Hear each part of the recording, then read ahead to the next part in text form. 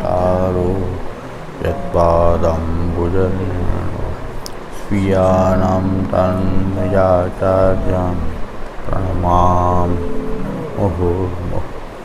यदनुग्रहतो जन्तुः सर्वदुःखातिरो तमहं सर्वदा वन्दे श्रीमद्भगवद्गीता। अज्ञानतिमिरान्धस्य ज्ञानाञ्जनशलाकया चक्षुरुन्मीलितं येन तस्मै श्रीगुरवे नमः। नमामि हृदये शेषलीलाश्रीराप्तिशायिनं लक्ष्मीसहस्रलीलाभिः सेव्यमानं कला चतुर्विश्व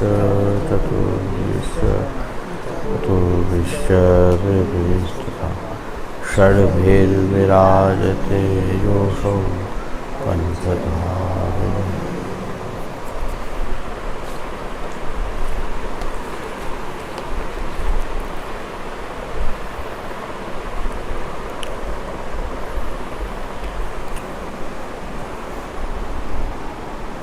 पूर्णमल की गांठी में द्रव्य बहुत होतो। तो एक समय रात्रि को पूर्णमल को देवी जीव जानी श्री गोवर्धनधर स्वप्न में कहे, जो ब्रज में गोवर्धन पर्वत है ता हम प्रकट भये हैं, सो तू आए कि हमारो मंदिर समराओ और श्री आचार्य जी को सेवक हो। तब पूर्णमल जागी के सवेरे भये सगरो द्रव्य भेलो करी ब्रज में गोवर्धनधर के आई दर्शन किए। पाछे रामदास भीतरिया सो पूछे, जो मोको श्रीनाथ जी ने मंदिर संवरावे की आज्ञा दीनी है, सो मैं आयो हूँ। तब रामदास सदु पांडे सब कहे, जो श्रीनाथ जी तो श्री आचार्य जी के ठाकुर हैं, सो अब 2-4 दिन में श्री आचार्य जी पधारे वाले हैं। तब उनसे पूछी के उनकी आज्ञा हो तो मंदिर संवराओ। पाछे श्री आचार्य जी पधारे। तब पूर्णमल ने दंडोत करी विनती करी, जो महाराज मोको सेवक करिए और श्रीनाथ जी मंदिर संवरावे की आज्ञा करी है, सो आपू आज्ञा देव तो मैं संवराऊँ। तब से आचार्य जी पूर्णमल को नाम निवेदन कराए, कहे आगरे ते कारीगर बुलाओ। सो पूर्णमल ने कारीगर बुलाए। तब से आचार्य जी वासो कहे, मंदिर को नक्शा करी लाओ। तब कारीगर ने मंदिर को नक्शा शिखरबंद कियो, ध्वजा कलश सहित। तब से आचार्य जी कारीगर सो कहे, हमारे ठाकुर को मंदिर शिखरबंद ध्वजा कलश को नहीं, नंदराय जी के घर की नाई करो। तब कारीगर ने दूसरी बेर घर की नाई कियो। तब श्री आचार्य जी ने हस्त में नक्शा को कागज आयो, तब वही शिखरबंद ध्वजा कलश सहित। तब श्री आचार्य जी कहे, शिखरबंद क्यों किए? तब कारीगर ने कही, महाराज हम तो घर की नाई किए हते, सो अब शिखरबंद ध्वजा कलश भय ताको कारण तो हम जानत नहीं। तब श्री आचार्य जी कहे कि हम बैठे हैं, हमारे आगे नक्शा तैयार करो। तब कारीगर ने घर की नाई जैसे श्री आचार्य जी कहे ता रीति सो कियो। जब नक्शा तैयार भयो, तब वही शिखरबंद ध्वजा कलश चक्र वह गयो। तब श्री आचार्य जी जाने, जो श्री ठाकुर जी की इच्छा यह है तो जगत में पूजाएं बहुत जीव उद्धार करेंगे, तो देवालय की रीति यहाँ रखनी उचित है। तब श्री आचार्य जी गिरिराज जी से पूछे, जो प्रभु इच्छा तुम्हारे ऊपर मंदिर बनाए हुए की है, सो मंदिर बनेगो तब लौकिक रीति से तुमको श्रम बहुत होएगो। तब श्री गोवर्धन जी कहे, हमको परम सुख है, हमारे ऊपर प्रभु के लिए जो करे ता पर मैं प्रसन्न हूँ, ताते सुखते मंदिर के लिए लौकिक रीति सब करो, मोको कछु दुख नहीं। भाव प्रकार ताहिते पाचे श्री गुसाई जी हूँ, वैष्णव को सेवा दर्शनाथ गोवर्धन पर चढ़ देते, और जहाँ तहाँ बिना सामग्री सेवा बिना चढ़न की आज्ञा नहीं। तब श्री आचार्य जी पूर्णमल को आज्ञा दीनी, बेगे मंदिर संवराओ। सो मंदिर की नींव खोदी, सो नींव भरी गई। इतने में पूर्णमल को द्रव्य सब निकट गयो। तब पूर्णमल कमाए वे को गए। सो द्रव्य घट्यो ताको अभिप्राय यह है, जो पूर्णमल के पिता को कमायो द्रव्य हतो, सो पिता के मरे पुत्र की सत्ता होए, ताते पूर्णमल की सत्ता जानी के श्रीनाथ जी अंगीकार किए। परंतु लौकिक मनोरथ करी पिता द्रव्य कमायो हतो, ताते कार्य सिद्ध न भयो, और जो यही द्रव्य सो मंदिर बने तो वितजा सेवा पूर्णमल की सिद्ध न होए, ताते द्रव्य घट्यो। तब पूर्णमल मंदिर की सेवा निमित्त कमाई वे को गए, जहाँ में यह जताए वैष्णव को व्यापार करनो तो भगवत सेवा, गुरु सेवा और वैष्णव सेवा के मनोरथ करी करनो, तब ही द्रव्य ते सेवा सिद्ध होए, तब वितजा सेवा कही। पाछे पूर्णमल गयो, तब और वैष्णव राजसी कितने कितने कही, जो आज्ञा होए तो हम मंदिर संवरावें। तब श्री आचार्य जी कहे, पूर्णमल आए के संवरावे को। सो यही थे भाव प्रकाश, सो यही थे जो प्रभु ने पूर्णमल को मंदिर संवरावे की आज्ञा दी है। सो पूर्णमल को मनोरथ सिद्ध करावनो है। ता पाछे पूर्णमल जवाहर को कशप करी थोड़े दिन में बहुत कमाई के आए। जहाँ में वैष्णव को ये भाव प्रकार, जहाँ में वैष्णव को ये जताए जो कछु सेवा संबंधी मनोरथ करी व्यापार करिए और कार्य सिद्ध होनहार न होए तो व्यापार सिद्ध न होए, तब वैष्णव सब भगवत इच्छा माने, हरख शोक न करे, प्रभु को जितनो करनो हो तितनो सहज में सिद्ध होए। सो द्रव्य लेके पूर्णमल आए, मंदिर सिद्ध कराए। तब श्री आचार्य जी आछो मुहूर्त देखी के श्री गोवर्धन धर को मंदिर में पधराए अक्षय तृतीया के दिन। तब पूर्णमल ने बहुत द्रव्य खर्च कियो, आभूषण, वस्त्र, सामग्री, भेंट आदि। तब श्री आचार्य जी प्रसन्न हुए कि पूर्णमल सो कहे, जो तेरो मनोरथ होए सो राखे मती, सब करियो। तब पूर्णमल ने श्री आचार्य जी से विनती करी, महाराज अधिराज, मेरो यह मनोरथ है जो अपने हाथ से अति सुगंध को अरगजा श्रीअंग में समर्पो। तब श्री आचार्य जी कहे, सुखेन मनोरथ करो। तब पूर्णमल ने अत्यंत सुगंध को अरगजा सिद्ध करी के सर्वांग में लगाए, बहुत आनंद पाए। तब श्री आचार्य जी श्रीअंग को प्रसादी उपरना पूर्णमल को उठाए, पासे द्रव्य बहुत बच्यो। सो पूर्णमल ने श्री आचार्य जी को की भेंट कियो। भाव प्रकाश, ये पूर्णमल को मनोरथ याते भयो, जो पूर्णमल को लीला में नाम चित्रलेखा सखी, याते अपने स्वरूप को ज्ञान भयो। तब श्री आचार्य जी को प्रसन्न जानी मन में विचार कियो, जो मैं मंदिर संवरायो सो सेवा तो लीलाओं में मिलत हैं कुंज सवारवे की, परंतु श्री आचार्य जी मुख्य श्री स्वामी रूप हैं, तिनकी कृपा ते कछु श्रीअंग की सेवा करी लूँ। यह विचारी अरगजा लेपन की सेवा श्री स्वामी जी अपने हाथ से प्रभु को समर्पित है। संयोग समय और विप्रयोग समय ललिता जी श्री ठाकुर जी को समर्पित हैं। काहे थे अरगजा श्री स्वामी जी के श्रीअंग को भाव सो है, सो श्री स्वामी जी की कृपा बिना यह सेवा कहाँ मिले। तो श्री आचार्य जी की प्रसन्नता सो पूर्णमल को मनोरथ सिद्ध भयो। तो श्री आचार्य जी प्रसादी उपरना अपने उठाए, तामे सगरो शरीर पूर्णमल को अलौकिक मानसी सेवा योग्य वह गयो। ताते पूर्णमल को भगवत सेवा नहीं पधराई, मानसी में मग्न भय मंदिर सवराए, ताते वितजा सेवा सिद्ध भई। या में यह जताए, जो भाव करी के एक ही सेवा में फल भयो। एक दिन अरगजा लगाए, तन करी धन करी मंदिर संवराए, ताते भाव बिना जन्म भरी तनुजा वितजा सेवा करते हैं, परंतु मानसिक फल रूप पावत नहीं। सो प्रीति सो एक ही बार में फल पाए, ताते प्रीति सर्वोपरि फल को सिद्ध करते है, यह जाता है।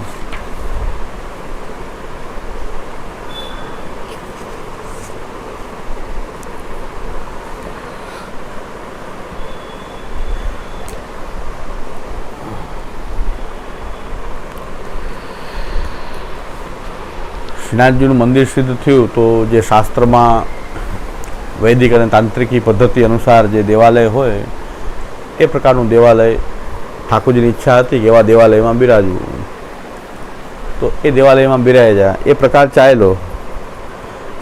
પછી શ્રી ગુસાઈજીના મનોરથથી શ્રી ગુસાઈજીને એમ થયું કે આ ઠાકોરજી આપણા ઘરમાં બિરાજે। મહાપ્રભુજીનો મનોરથ એ ઘરમાં પધરાવવાનો હતો, પણ ઠાકોરજીની ઈચ્છા મંદિરમાં બિરાજવાની થઈ એટલે શ્રી મહાપ્રભુજીએ કીધું કે બાદરંબા હરિચ્છયા। એટલે સિદ્ધાંત તો આપણો ગ્રહ સેવાનો કે ખંડિત થતો જ નથી। જ્યારથી શ્રીનાથજીનું મંદિર સિદ્ધ થયું તો પણ એ શ્રીનાથજીનું પ્રકાર દેવાલય કી રીતિ યહાં રાખની, પ્રભુની જ્યાં આજ્ઞા છે। અને મહાપ્રભુજી કેટલા સ્ટ્રિક્ટ છે આ બાબતમાં કે પૂર્ણમલને આજ્ઞા થઈ તો પૂર્ણમલનું જ દ્રવ્ય વાપરવું, અન્ય કોઈનું પાછું લેવું નહીં। બીજા બધાએ કીધું કે અમે પણ દ્રવ્ય આપીએ, તો મહાપ્રભુજી કીધું કે પૂર્ણમલને આજ્ઞા, આ તો આજ્ઞાનો પ્રકાર છે, આજ્ઞાનું ખાલી પાલન છે। સિદ્ધાંત તો ઘરમાં સેવા કરવાનો જ રહેવાનો છે। અને મહાપ્રભુજીનું નામ પણ ગોવર્ધન સિદ્ધુત્સાહ હોવા છતાં અડેલ બિરાઈ જાય, કારણ કે ગ્રહ સેવાનો સિદ્ધાંત તો જ સ્થાપિત થઈ શકે જો આપ આચરણ કરીને બતાવે। તો મહાપ્રભુજી મંદિરમાં બિરાજતા હો તો આ મંદિર સેવાનો પ્રકાર જ સિદ્ધાંત થઈ જાય। મહાપ્રભુજી ગોવર્ધન સિદ્ધુત્સાહ હોવા છતાં પણ એ ગિરિરાજજીની સમીપમાં બિરાજવા આપની બહુ ઈચ્છા ઉત્સાહવાળા છે શ્રી મહાપ્રભુજી। એવું નામ સર્વોત્તમજીમાં કે ગોવર્ધનની ગિરિરાજજી પાસે આપને બિરાજવાની અત્યંત ઈચ્છા ઉત્સાહ છે, પણ હવે મંદિરની આજ્ઞા ઠાકોરજીની થઈ એટલે હવે અહીં ગ્રહ સેવાનું સિદ્ધાંતનું સ્થાપન ન થઈ શકે એટલા માટે મહાપ્રભુજી અડેલ વ્રજથી પણ દૂર અડેલ બિરાજ્યા અને ત્યાં બિરાજીને શ્રી નવનીત પ્રિયાજી આદિ જે સ્વરૂપો બધા બિરાજતા હતા એમની સેવા આપે, ગ્રહ સેવા કરી. એટલે મહાપ્રભુજી પોતે આચરણ કરી અને સિદ્ધાંતનું સ્થાપન કર્યું. જે સિદ્ધાંત આપે સ્થાપિત કર્યો એનું આપે આચરણ કર્યું. આચરણ કરી અને અન્યને બોધ કર્યો કે પુષ્ટિમાર્ગી જીવન કેમ જીવવું. તો પોતાના ઘરમાં ઠાકોરજીને પધરાવીને એક પુષ્ટિમાર્ગી સેવાનો પ્રકાર સમર્પિત થઈ અને સેવાનો પ્રકાર જે છે એ પુષ્ટિમાર્ગી પ્રકાર છે.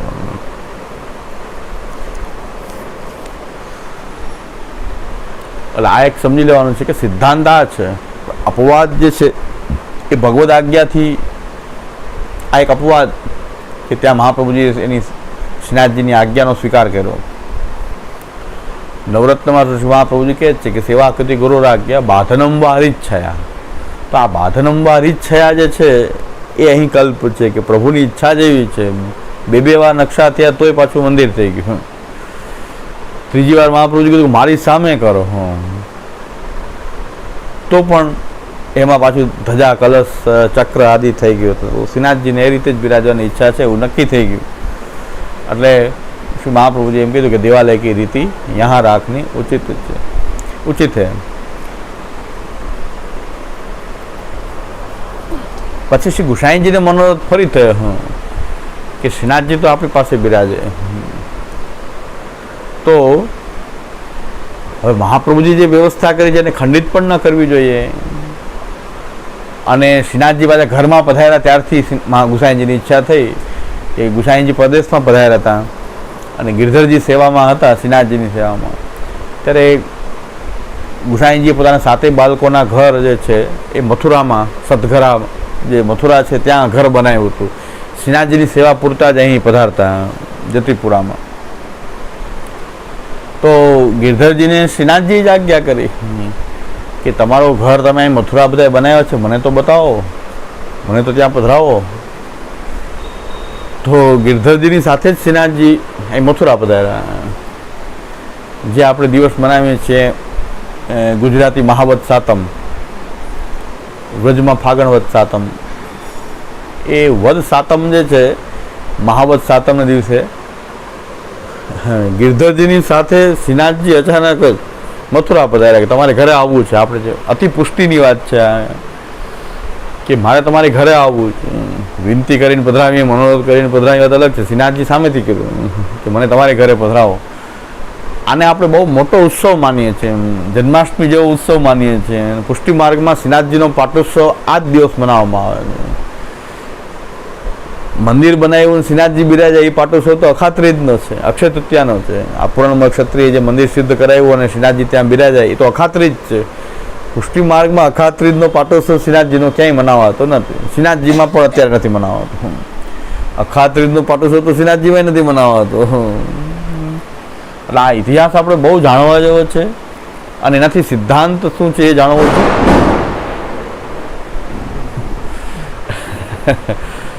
તો એનાથી સિદ્ધાંતની સ્પષ્ટતા પણ થાય અને આપણે ક્યાંય અપસિદ્ધાંતમાં ઘણા નજીક સમજાતું જ નથી કે શ્રીનાથજીમાં શું કામ ન જવું, શું કામ પ્રસાદ ન લેવો, એ શું કારણ છે. દેવાલય છે તો પછી તો દેવાલયમાં તો જગન્નાથજીમાં તો લેવાય જ છે પ્રસાદ, શ્રીનાથજીમાં જ કેમ ન લેવાય? તો આ દેવાલય છે તો પ્રસાદ કેમ ન લેવાય? દેવાલયમાં લઈ શકાય છે, દેવાલયમાં પ્રસાદ લેવાનો નિષેધ નથી. જગન્નાથજીમાં આપણે બધા લઈએ છીએ પ્રસાદ. પણ આપણે કાંઈ આ વ્યવસ્થા સમજીએ કે કેવી રીતે શ્રીનાથજીની વ્યવસ્થા થઈ. અને એ જ્યારે જતીપુરામાં જ્યારે ગિરિરાજજીનો પૂર્ણમલ ક્ષત્રિય ગિરિરાજજી ઉપર મંદિર સિદ્ધ કરાયું ત્યારે તો આ જ વ્યવસ્થા હતી જે જગન્નાથજીની કહો કે જે વ્યવસ્થા આપણે દ્વારકા આદિમાં કહો. છતાં પણ શ્રીનાથજીને પ્રકટ કર્યા શ્રી મહાપ્રભુજી એટલે સ્વરૂપનો અધિકાર તો શ્રી મહાપ્રભુજીની પ્રધાનતા તો ત્યારે પણ હતી. કારણ કે વાર્તામાં અહીંયા પૂર્ણ ક્ષત્રિયમાં રામદાસજી કહે છે કે ગમે તે શ્રીનાથજીને એ ભેટ અંગીકાર ન કરાવી શકે. ઠાકોરજી તો શ્રી આચાર્યજી કહે એ સ્વરૂપ ઉપર તો અધિકાર પહેલેથી જ શ્રી આચાર્યચરણો બધા માનતા હતા. પણ મંદિર સિદ્ધ થઈ ગયા પછી એ મંદિરની માલિકી શ્રી મહાપ્રભુજીની નથી. દેવાલયમાં 2 પ્રકારના મંદિર હોય છે કે એક મંદિરની જગ્યા એ આપણી હોય અને એમાં દેવાલય હોય. આપણે બધાને પૂજા અર્ચના કરવા માટે આવવાની છૂટ આપી, પણ જગ્યા જે છે એ સ્વસ્વામિક હોય અને એક દેવની જ માલિકી હોય. ત્યાં એ દેવની જ માલિકી હોય, એટલે કે ત્યાં કોઈની માલિકી નહીં, પણ એ દેવતાને જ બધું જગ્યા વગેરે અર્પણ કરીને એના ઉપર એનું દેવાલય સિદ્ધ થાય. તો આ તો દેવાલય જે છે એમાં તો શ્રીનાથજીનું દેવાલય. તો આ હવે એ ક્યારેય મહાપ્રભુજી એના પર માલિકીનો દાવો કર્યો નથી. સ્વરૂપ શ્રીનાથજીને હંમેશા પોતાના માયના છે, એ નિશ્ચિત છે. પછી સદઘરામાં શ્રીનાથજી પધાર્યા ગિરધરજીની સાથે. અચાનક જ પધાર્યા કે મને તમારા ઘર, તમે 7 બાળકોના અલગ અલગ ઘર બનાવ્યા. ગુસાઈજી 7 બાળકોને 7 ઘર ત્યાં બનાવ્યા છે સદઘરામાં. દુર્ગાવતી રાણીએ બનાવ્યા એક ઘર, પણ દુર્ગાવતી રાણીએ ગઢાના જે રાણી હતા, કારણ કે પહેલાં શ્રી ગુસાઈજી ત્યાં બિરાજ્યા ગઢા. એમ લેચ્છોનો ઉપદ્રવ રજમાં હતો અને અડેલમાં પણ થવા માંડ્યો. તો એ ગુસાઈજી પોતાના પરિવાર સહિત ગઢા પધાર્યા. ત્યાં દુર્ગાવતી રાણી શ્રી ગુસાઈજીના સેવક હતા, તો ત્યાં ગુસાઈજી બિરાજ્યા. ફરી પાછું ત્યાં પણ મુગલોનું આક્રમણ એ ગઢાઓ પર થવાનું હતું. તો દુર્ગાવતી રાણીએ કીધું કે અહીંયા આપને પરિશ્રમ થશે, તો 7 ઘરનું નિર્માણ એમણે મથુરામાં કરાવ્યું. અત્યારે એક નાની એવી જગ્યા રહી ગઈ છે, બાકી બધું વેચાઈ ગયું છે. અત્યારે નાની એવી જગ્યા અત્યારે સદઘરાની રહી ગઈ છે, કારણ કે 7 બાળકોના ઘર હતા એ પણ અત્યારે સચવાણા નથી, કારણ કે બધા જેના પાસે હતા એ બધાએ વેચી નાખ્યા છે. નાની એવી જગ્યા એક સદઘરાની અત્યારે વેચી છે, ત્યાં શ્રીનાથજીની ચરણ ચોકી ત્યાં. પણ એ ઘરમાં શ્રીનાથજી પધાર્યા. એ ઘરમાં પધાર્યા, અચાનક જ પધાર્યા. બધા સેવામાં, બધા નવનીત પ્રિયાજીની સેવા તો ત્યાં ચાલતી હતી, 7 બાળકોના ઠાકોરજીની સેવા અલગ અલગ ચાલતી હતી. શ્રીનાથજી પધાર્યા તો અચાનક પધાર્યા. એક મોટો ઉત્સવ થયો કે શ્રીનાથજીનો પધારવાનો ઉત્સવ થયો કે મહાપ્રભુજીનો મનોરથ ઘરમાં બિરાજે. એ મનોરથ ગિરધરજી ઉપર કૃપા કરી અને શ્રી ગિરધરજી પધરાવીને આવ્યા શ્રીનાથજીને ઘરમાં. અચાનક તો કોઈ સામગ્રી તૈયાર નહીં, કોઈ ઉત્સવનો કોઈ પ્રકાર નહીં, પણ શ્રીનાથજી ઘરમાં પધાર્યા. એ દિવસે ઉત્સવ મનાવ્યો. એટલે સામગ્રી કંઈ તૈયાર ન હોય, તાત્કાલિક બીજી કોઈ અંશકરીની સામગ્રી તાત્કાલિક તો રાજભોગમાં સિદ્ધ ન થાય, તો આપણે ત્યાં ખરમંડા આરોગે છે. એ દિવસે બધા વહુ બેટીઓ મળીને ખરમંડા સિદ્ધ થઈ જાય. ખરમંડા એટલે મેદાની પૂરી કરીને એમાં અંદર બુરું ભરીને આ રીતે વાળી દેવામાં આવે. એ એક થઈ શકે ફટાફટ, કે પૂડીને ખાલી અમને બુરું ભરીને વાળી દે, એને આપણે ત્યાં ખરમંડા કહે છે. એ ખરમંડાની સામગ્રી હજી પણ શ્રીનાથજીના પાટોત્સવમાં એ ખરમંડાની જ સામગ્રી આવે છે. કારણ કે અચાનક કાંઈ પહેલાં તો શું કાંઈ તૈયાર હોય નહીં, તો આ એક તૈયાર થતી જલ્દી થઈ જાય સીધા રાજભોગમાં. એ શ્રીનાથજીને ધૈર્યું અને ગિરધરજીએ બધું જ સમર્પણ કર્યું. જે કાંઈ પણ પોતાનું દ્રવ્ય હતું બધું જ શ્રીનાથજીને એ સમર્પણ કરી દીધું. એક બેટીજીને એમ કહે છે કે વાળી રહી ગઈ, તો શ્રીનાથજીએ માંગી લીધી કે આ એક બાકી છે. બહુ બેટીના આભરણો આદિ બધું. એ શ્રીનાથજી પધારીને એટલો ઉત્સાહ અને એટલો આનંદ થયો કે ઘરમાં પધાર્યા શ્રીનાથજી. જે સ્વરૂપને આ મહાપ્રભુજી પ્રકટ કર્યા, મહાપ્રભુજીને પણ ઘરમાં પધરાવવાની ઈચ્છા હતી. એ મનોરથ ગિરધરજી ઉપર કૃપા કરીને શ્રીનાથજીએ એ પૂરો કર્યો. અને નરસિંહ 14 સુધી, મહાવદ સાતમથી લઈને એ વૈશાખ સુદ 14, નરસિંહ 14 પર્યંત શ્રીનાથજી એ સદઘરામાં બિરાજ્યા. એટલા 2 મહિનામાં મંદિર ખાલી, ઠાકોરજી ભેગા પધાર્યા. ત્યાં મંદિર ખાલી પાછું ઠાકોર ગિરધરજી સાથે જ પધાર્યા. એમ કહેવાય છે હવે કે ગિરધરજી એક બાળકની જેમ તેડીને શ્રીનાથજીને નીચે પર્વત ઉપરથી પધરાવ્યા છે. અવળા મોટા સ્વરૂપને કેવી રીતે પધરાવવા? ત્યારે એક બાળકની જેમ તેડીને એ ગિરધરજી ગોદમાં પધરાવીને શ્રીનાથજીને એ પર્વત ઉપરથી નીચે પધરાવી. અને ત્યાં સુધી એમ કહેવાય છે કે શ્રીનાથજીને એ સ્થાપિત નહોતા. શ્રીનાથજીને એ પધરાવતા હતા, પોઢાડવામાં અને જગાવવામાં, અને અવળા મોટા સ્વરૂપને પણ જગાવવા પોઢાવવાની સેવા પણ થતી હતી. એ ત્યારે એક જગ્યાએ સ્થાપિત કરવામાં આવ્યા નહોતા એ સમયે. અને શ્રીનાથજીનું સ્વરૂપ જ આખું ગિરધરજી એક બાળકને બાળકને પધરાવે એટલા શ્રીનાથજી એવું સ્વરૂપ ધારણ કરી અને એ મથુરા સુધી પધાર્યા ગિરધરજીની સાથે. અને એને માટે આપણે સૌથી મોટો ઉત્સવ માન્યા છે કે જન્માષ્ટમી જેવો શ્રીનાથજીનો પાટોત્સવ જે છે એ મનાવવામાં આવે છે. એટલે આપણે એ દિવસે શ્રીનાથજીના કોઈ વસ્ત્રજી ચિત્રજી અલગ બિરાજતા હોય તો એને અલગ પધરાવીએ, એને અલગ ભોગ ધરીને આ યાદી કરવા માટે. એ ઉત્સવની યાદી એવી કે એ વખતે શ્રીનાથજીને એ ઘરના ઠાકોરજી સાથે બિરાજ્યા અને બધાની તૈયારી અલગ અલગ ભોગની થઈ, તો એ ભાવથી આપણે બધા વલ્લભકુલના ઘરમાં તો થાય જ છે. વૈષ્ણવ પણ અનુકૂળતા હોય તો કરી શકે છે. એક ભાવનાજી અલગ પધરાવી ગાદી તકિયા ઉપર, ત્યાં શ્રીનાથજીના ચિત્રજી અથવા મોજાજી બિરાજતા હોય, પ્રસાદી વસ્ત્ર બિરાજતા હોય. કાંઈ ન હોય તો ખાલી ગાદી ઉપર ધોતી ઉપરના ધરી તિલક કરી શિંગાર વગેરે ગુંજા માળા શિંગાર બધું ધરાવી અને એ ઠાકોરજીની બાજુમાં બિરાજે. અલગ જારીજી ભરાય, અલગ થાળ શ્રીનાથજીનો ભોગનો થાળ અલગ સજાય. એ રીતે એક ઉત્સવ મનાવવાની પદ્ધતિ આપણે ત્યાં એ યાદી કરી કે જે ત્યારે આનંદ થયો, જે પ્રકારે એ મનાયો.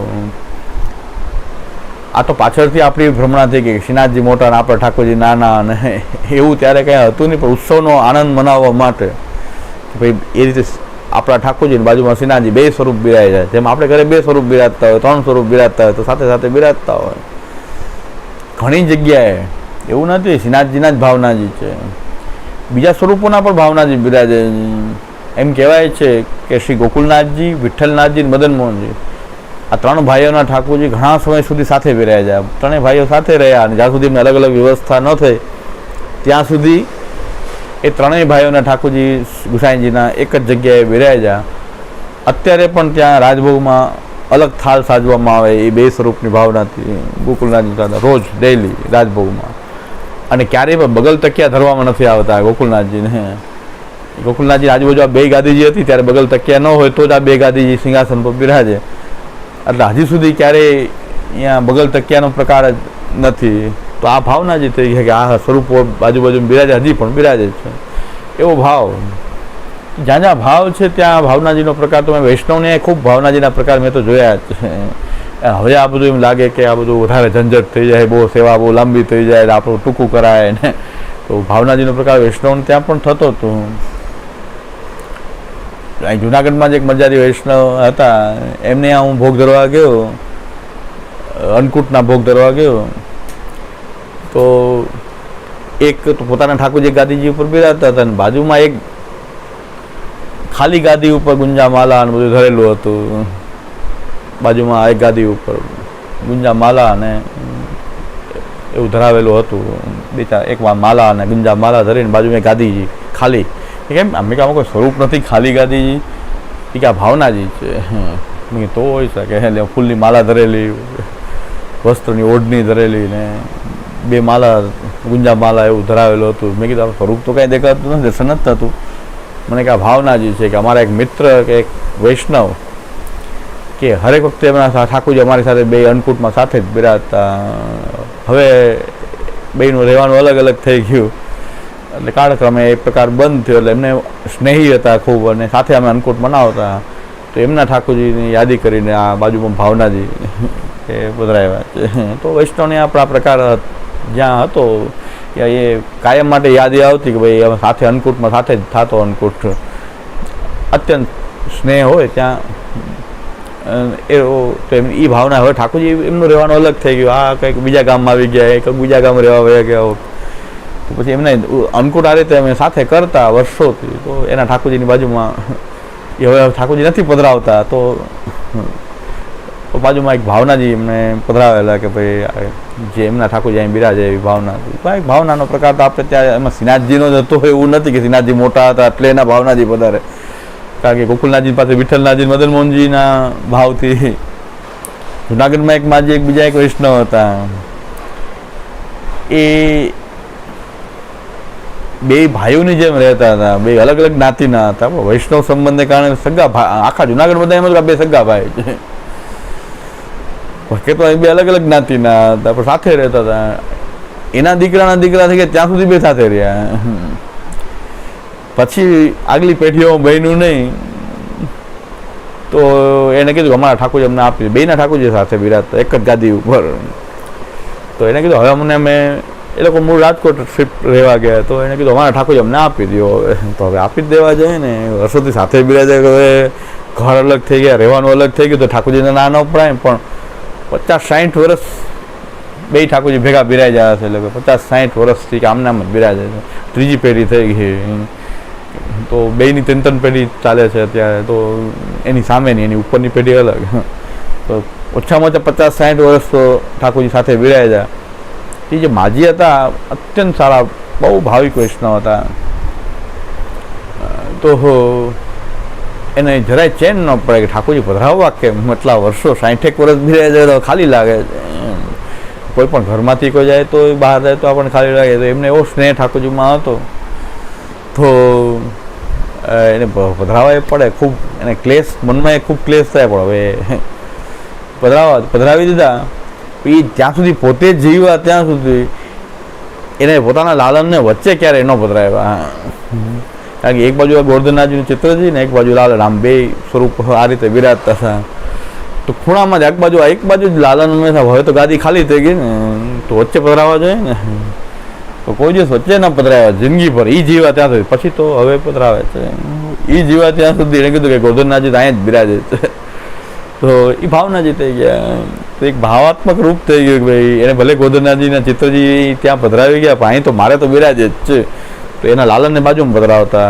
તો આપણને આમ જોઈએ તો એમ લાગે આ ગાદી આટલી જગ્યા ખાલી રાખીને આ ખૂણામાં કેમ ઠાકોરજી પધરાવે. તો એમનો એક અલગ જ એ પ્રકાર હતો કે હું તો નહીં પધરાવું વચ્ચે, ગોવર્ધનનાથજી તો અહીં બિરાજે જ છે. તો આને ભાવનાજીનો પ્રકાર કહેવાય છે. આ ભાવનાજી થઈ ગયા. તો એમાં શ્રીનાથજીના જ પધારે એટલે શ્રીનાથજી મોટા છે એમ ઘણા લોકો એમ કે શ્રીનાથજીના જ ભાવનાજી બધે પધારે છે એટલે શ્રીનાથજી મોટા, એવું નથી. ભાવના જ્યાં છે ત્યાં એ ભાવનાથી આપણે ગાદી પધરાવીને 56 ભોગ થાય ત્યારે નંદરાયજી, યશોદાજી બધાના ભાવનાજી પધારે. વૃષભાનજી, કીર્તિજી, બલદેવજી બધાના અલગ અલગ ગાદી બાજુમાં જાન લઈને આવ્યા છે અને એનું ભોજન છે. તો આ બાજુ વર પક્ષના ભાવનાજી, આ બાજુ કન્યા પક્ષના ભાવનાજી. એ દરેકમાં ધોતી ઉપરના પાગ જે, અને બીજા જે જાણે કે યશોદાજીના છે તો એમાં સાડી ચોલી ને એ પ્રકારના ત્યાં ધરાય ને બાજુમાં બધાના અલગ અલગ ભોગ સજાય છે. આમ તો હરિરાયજી તો એમ લખે છે કે પાછા ઓઢવામાં પણ બધાની અલગ અલગ સૈયા બી છે. એ પ્રકારનો ઉત્સવને 56 ભોગ કહેવાય છે. અત્યારે ખાલી આ સામગ્રી સાજી દે એમ 56 ભોગ નહીં, 56 ભોગનો અંદરનો પ્રકાર એટલો બધો હોય છે. એ બધા ભાવનાજી અલગ અલગ પધારે. નંદરાયજી, યશોદાજી, કીર્તિજી, વૃષભાનજી, બલદેવજી, રેવતીજી એ બધા ભાવનાજી એ પધારતા હોય છે. અને બધામાં શિંગાર થાય, બધાને અલગ અલગ ભોગ આવે, બધા અલગ અલગ થાળ કટોરા બધાને અલગ અલગ સજાય. તો એ બધા ભાવનાજી જ પધારતા હોય છે. કારણ કે બધા સ્વરૂપ તો હોય નહીં, પણ ભાવનાજી એ બધા પધારે છે. તો આ એક ભાવાત્મક ક્રમ આપણો ત્યાં સેવાનો રહ્યો છે કે પહેલાંના પૂર્વજોને સેવાથી સંતુષ્ટિ જ નહોતી. એટલો સેવાનો પ્રકારનો આગ્રહ રહેતો કે એમને સેવાના પ્રકારથી સંતોષ ન થતો કે આપણે સેવા આટલી કરી લીધી એટલે ઘણી થઈ ગઈ, એવું નહીં. પણ એ આ લીલા જ છે સાક્ષાત પ્રભુની, અને એ લીલામાં એનો આનંદ લેતા જ રહેતા હતા. તો શ્રીનાથજીનો પણ પ્રકાર આ રીતે દરેક ઘરમાં શ્રીનાથજીના ભાવનાજી પધારે છે. શ્રીનાથજીના પાટોત્સવના દિવસે એ આ ઉત્સવની યાદી હતી કે જેમ ગિરધરજીના પોતાના ઠાકોરજીની બાજુમાં એ શ્રીનાથજી પધાર્યા, એ આખો એવી ને એવી રીતે આપણે અનુભવ કરવા માટે આપણે પણ શ્રીનાથજીના ભાવનાજી બાજુમાં પધરાવીએ જ છીએ. તો નરસિંહ ચોદસના આગલા દિવસ સુધી એ સદગરામાં શ્રીનાથજી બિરાજ્યા. પુનઃ ગિરધરજી કીધું કે હવે નરસિંહ ચોદસ દિવસે તો ગુસાઈજી પધારે છે. સમાચાર આવ્યા કે ગુસાઈજી તો પધારે છે, અને ગુસાઈજી જો મંદિર ખાલી જોશે તો એકદમ આપણે ક્લેશ થશે કે શ્રીનાથજીને ક્યાં પધારી દીધા, શ્રીનાથજી મંદિર ખાલી કેમ. અચાનક કાકાજી પધારશે અને જોશે કે શ્રીનાથજી ક્યાં પધાર્યા. મહાપ્રભુજી આ બધા આપણી જવાબદારી છે કે શ્રીનાથજી તો કદાચ ખીજે પણ ખરા. તો ગિરધરજીએ શ્રીનાથજીની વિનંતી કરી કે આપ મંદિરમાં પાછા પધારો, કારણ કે એમની આજ્ઞા વગર પધરાવ્યા છે. તો ગુસાઈજીની આજ્ઞા લીધી નથી. શ્રીનાથજીએ કીધું મારે આવવું છે તો આજ્ઞા લેવા કેમ બેસું, હું સેવા કરતી કરો આજ્ઞા. બાધનંબા રીત છે. હા, બધામાં શ્રીનાથજીની રીત છે. હા, બીજું કાંઈ આપણે આપણી લૌકિક ભાષામાં જો કેવું હોય તો આ પૂરણમલ ક્ષત્રિયની વાર્તામાં અને શ્રીનાથજીનું જે આખું આપણી અહીંયા લીલા છે, શ્રીનાથજીની કંઈક અલગ જ લીલા છે આપણે ત્યાં, એમાં કોઈ શાસ્ત્ર ના મર્યાદા કે નિયમ કે આમાં કોઈ આપણે એને બાંધી શકીએ એમ નથી. અને સાવ આપણી લૌકિક ભાષામાં કેવું હોય તો શ્રીનાથજીની તો હંમેશા દાદાગીરી જ રહી છે. મહાપ્રભુજી કહે છે કે મારે ઝૂકવું પડે, હું શું કરું, હું તો ઘરમાં પધરાવવા માંગુ છું. શ્રીનાથજી કે નહીં, આમ જ થશે, મંદિર જ થાય તો હવે શું કરવું. તો એની સામે કોણ કહી શકે કંઈ? તો મહાપ્રભુજી કે એ જ દાદાગીરી છે કે ગિરધરજી કીધું તમારે ઘરે આવવું છે, તો હવે એમ કહેવાય કે હવે શાસ્ત્રના નિયમ પ્રમાણે મૂર્તિનું જે સ્થાપન થયું ત્યાંથી હટાવો તો એની પ્રતિષ્ઠા કેન્સલ થઈ જાય, પછી મૂર્તિની પ્રતિષ્ઠા રહે નહીં. પણ અહીં તો સાક્ષાત શ્રીનાથજી કહે છે ચાલો તમારી સાથે આવું, તો હવે એમાં શાસ્ત્રોનો નિયમ શું બાધક કરે?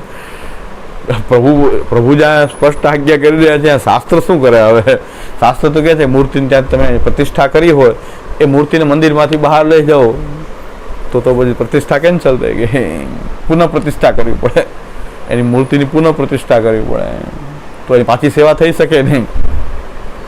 જે શ્રીનાથજી પાસે સદગરામ ભદ્રાવીને આટલા દિવસ સેવા ચાલી અને બધું ગિરધરજી બધું સમર્પણ કરેલું, પણ શ્રીનાથજી સ્પષ્ટ પોતે જ આજ્ઞા કરી રહ્યા છે. હવે શાસ્ત્ર થોડું જોવા જવાય, કારણ કે પ્રભુ આજ્ઞા એ જ શાસ્ત્ર છે, ભગવાનની આજ્ઞા તો શાસ્ત્ર છે. શ્રુતિ સ્મૃતિ મમ આજ્ઞે હે, ભગવાન કહે છે શ્રુતિ અને સ્મૃતિ એ મારી આજ્ઞા છે. જ્યાં પ્રત્યક્ષ જ આજ્ઞા કરી રહ્યા છે ઠાકોરજી સ્વરૂપથી,